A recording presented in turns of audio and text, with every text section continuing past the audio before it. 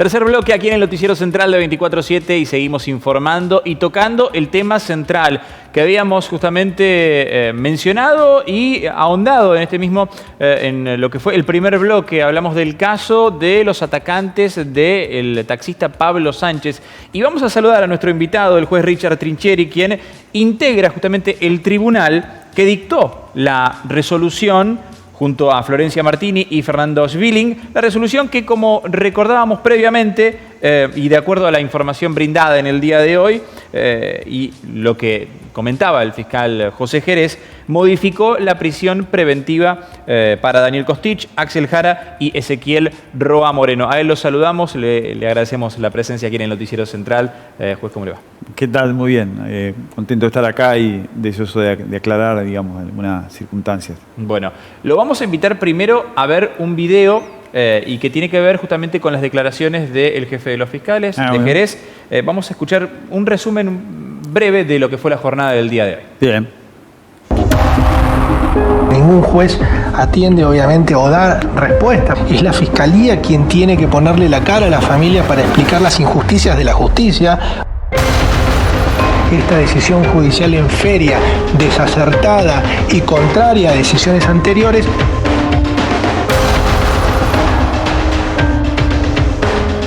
Y a último momento se enteró que le dan la domiciliaria a esta gente. La verdad que no entiendo por qué lo hacen. Que no hay justicia, la verdad que no entiendo por qué. Bueno, escuchábamos la palabra del fiscal José Jerez, escuchábamos la palabra del hermano del taxista Pablo Sánchez, de Rubén Sánchez.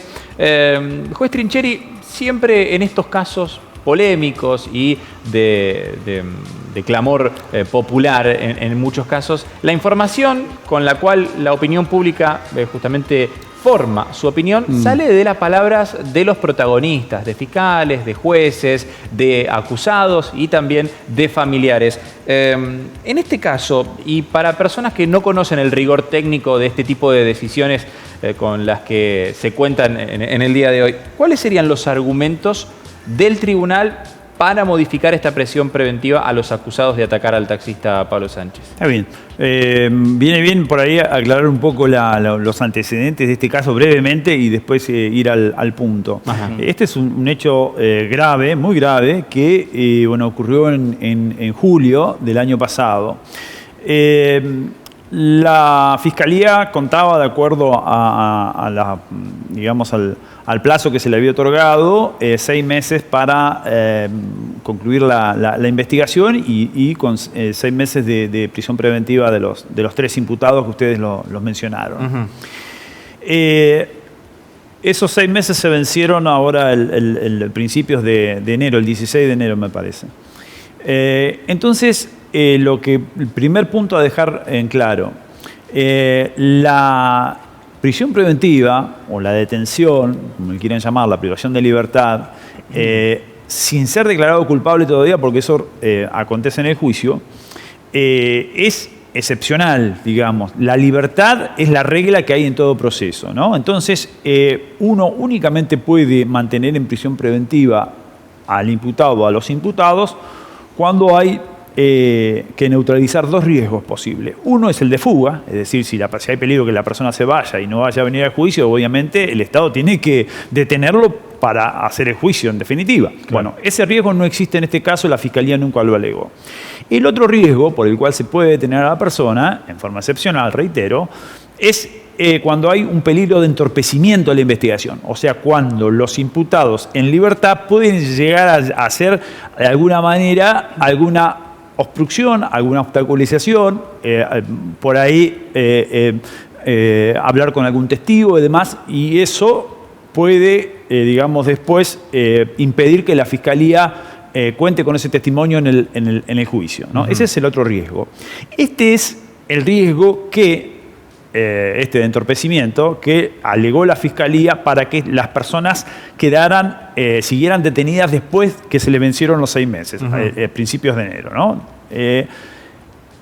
Porque hay 3 testigos, uno de ellos es la víctima y después hay 2 allegados de uno de los imputados, que de acuerdo a la Fiscalía, hay un riesgo de que los 3 imputados mantengan contactos con estos 3 testigos. Entonces la Fiscalía pidió que quedaran detenidos 3 meses más los imputados. Un juez de garantía había dado 3 meses, después un tribunal de revisión del Interior acortó esos 3 meses a 1, con lo cual lo fijó del 20 de enero al 20 de febrero se vencían el plazo de la detención, de la prisión preventiva. Y en ese marco llega a nosotros, Tribunal de Impugnación, lo que plantea la defensa. Es decir, la defensa no quedó conforme con que se haya cortado de 3 meses a 1, sino que quiso o pidió que queden, digamos, en libertad, o al menos que ese riesgo de entorpecimiento se puede neutralizar de otra manera. Primer punto, que dejar claro que la Fiscalía no impugnó esa resolución del Tribunal de Impugnación de revisión de acortar de 3 meses a 1 mes. O sea, se quedó conforme la Fiscalía con que las personas llegaran detenidas al 20 de febrero próximo. O sea, a dentro de 20 días. Bueno. Entonces, lo que pasó en la audiencia de ayer es que la defensa argumentó que para neutralizar ese riesgo de entorpecimiento, o sea, para impedir que los 3 imputados se contacten con estos 3 testigos, no hace falta que estén detenidos en la cárcel, sino que basta con la prisión domiciliaria. Es decir, las personas detenidas en el domicilio pueden también ser obligados o están obligados ellos a no mantener contacto con esas 3 personas, ¿no? Esa es la posición de la defensa. La Fiscalía, desde nuestro punto de vista, de los 3 jueces por unanimidad, pidió que siguieran detenidos, se opuso a la prisión domiciliaria, pero no argumentó, digamos, con suficiencia por qué la necesidad. Entonces, lo que nosotros decidimos fue que hasta el 20 de febrero, que ya era un plazo, reitero, que ya estaba fijado, permanezcan en prisión domiciliaria. Y además, y algo que no ha dicho, bueno, no lo dijo ahí el fiscal general, pero tampoco lo escuché en el resto del día de otras declaraciones que hizo el fiscal jefe, lo que también decidimos nosotros, para reforzar lo anterior, es que impusimos la obligación total y absoluta a los 3 imputados de mantener cualquier tipo de contactos con estas 3 personas.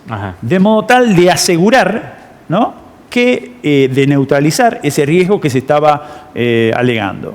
Pero creo que lo que vale la pena resaltar acá es que hay que tener en cuenta que el juicio todavía no se realizó y que la libertad es la regla y que lo que se ha dispuesto acá es una medida de coerción menos intensa, pero que no tiene absolutamente nada que ver con el fondo del asunto, con lo cual se va a resolver recién cuando se realice el juicio, que entiendo va a ser realizado en breve, ¿no?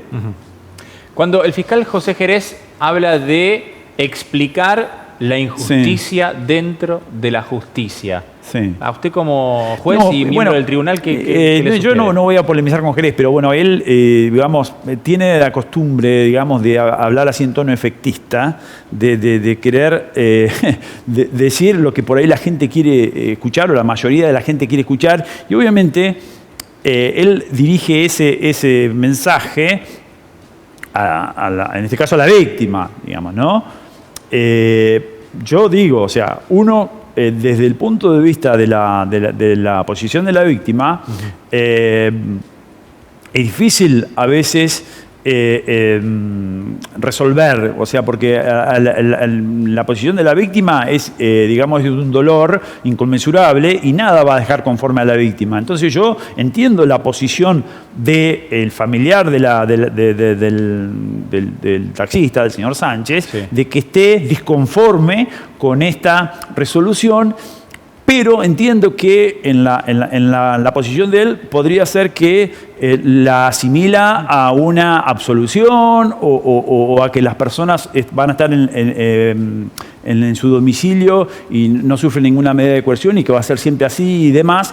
Y yo por ahí lo entiendo desde el punto de vista de él, ¿no? Pero la verdad de todo esto, lo que yo dije anteriormente, Jerez lo conoce, sin embargo no lo dice porque, bueno, no sé cuáles son o sea, entiendo que a él desde su posición de fiscal general, de dar una respuesta a las víctimas y demás, utiliza estas frases dogmáticas, porque decir es injusta, la justicia es injusta y demás no está diciendo nada. Es decir, tendría que explicar, tendría que aclarar cuáles son las posiciones de la Fiscalía en este caso y qué significa realmente la resolución nuestra, lo cual no hace.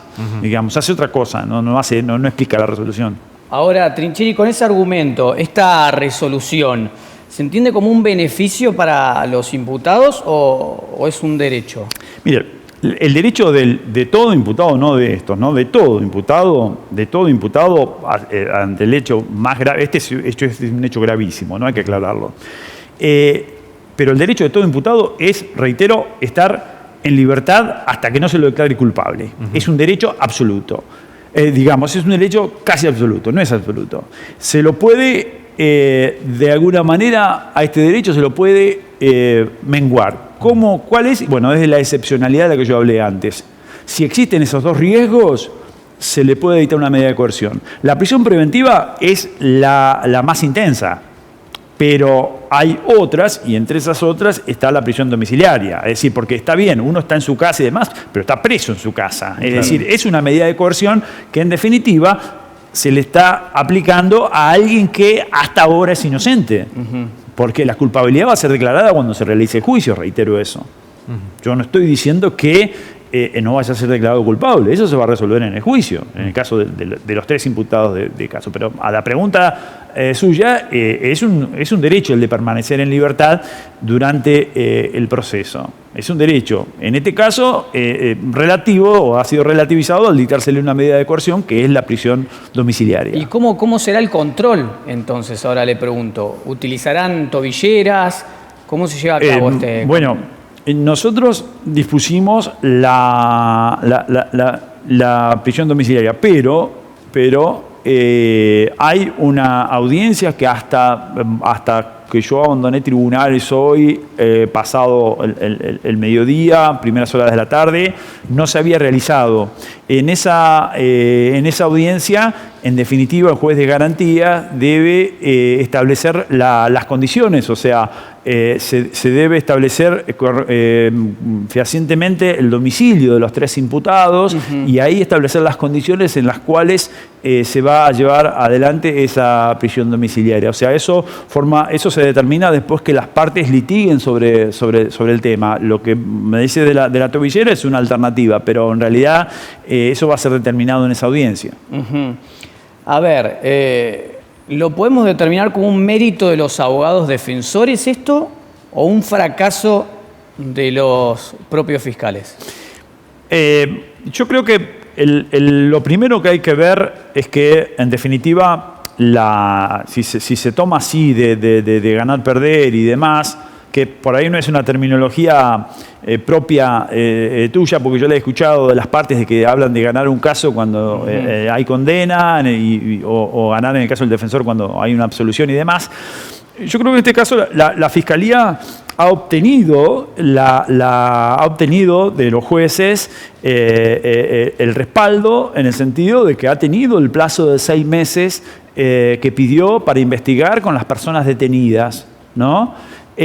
Ahora lo que sucedió fue que pidió una prórroga que, vuelvo a reiterar, este Tribunal del Interior estimó que era muy extensa, los 3 meses, y lo recortó a 1 mes.